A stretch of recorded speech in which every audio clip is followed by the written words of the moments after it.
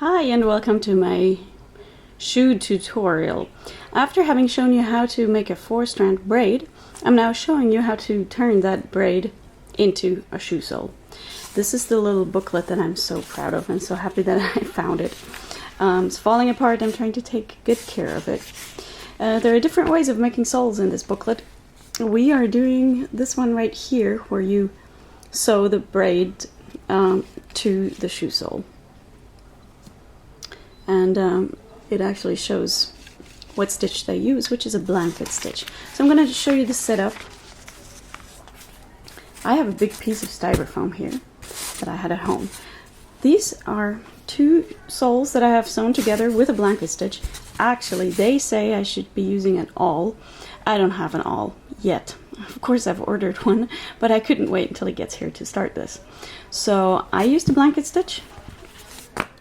Yes, you could use a zigzag or an overlock, but what would be the fun, right? So this is what I'm starting with.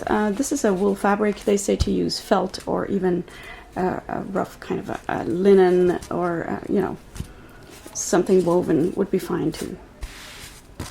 So then I have my braids that I made, the 4-strand braids. They have a flatter side and a not so flat side. You want to lie it down with the flatter side. And I started on the outside, while in the booklet they actually seem to start on the inside and go out. They also, by the way, have much wider braids.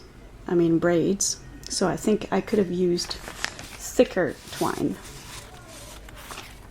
So I started here and went all the way around several times, making smaller circles. Here I'm leaving this open so far. I will come back and fill it and then actually make a little bit of a heel too. There's also a technique where you can use the braids standing up on the narrow side, of the braid.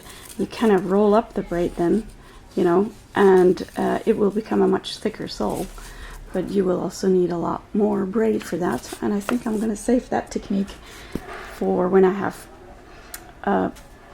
bigger, thicker twine.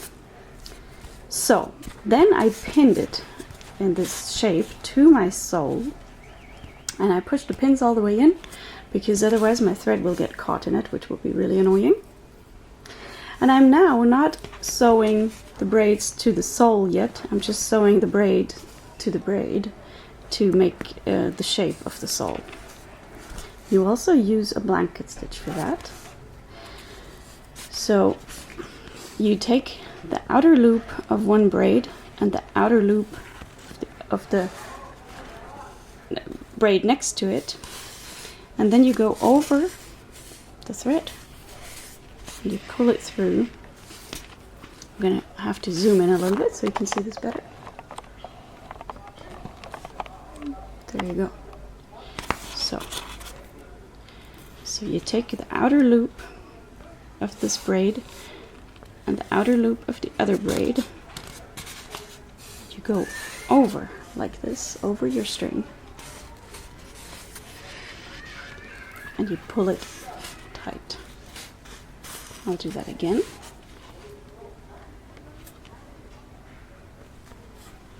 I'm using a really pointy needle. I think maybe you could also use a ball point, I'm not quite sure. I just happened to use this one, and it's working really well. I am also using, it's an embroidery yarn that I'm using, which proves to be really, really perfect.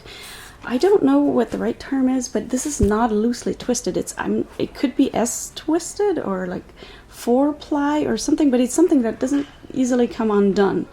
I had to really work it to get it undone, even just like this.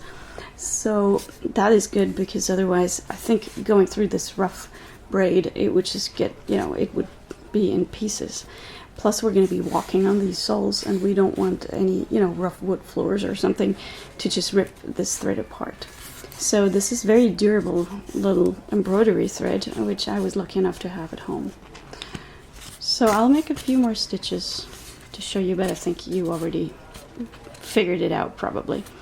Sometimes you will have to skip one loop or use one loop twice. Just that is how, you know, the curves in the braids happen. So that's why you pinned it first, to get it into the right shape of the sole. Like this. So you just keep going. That's really all it is. All right, I'll be up next when I make the heel and when I sew the braid sole to the other sole. Bye bye.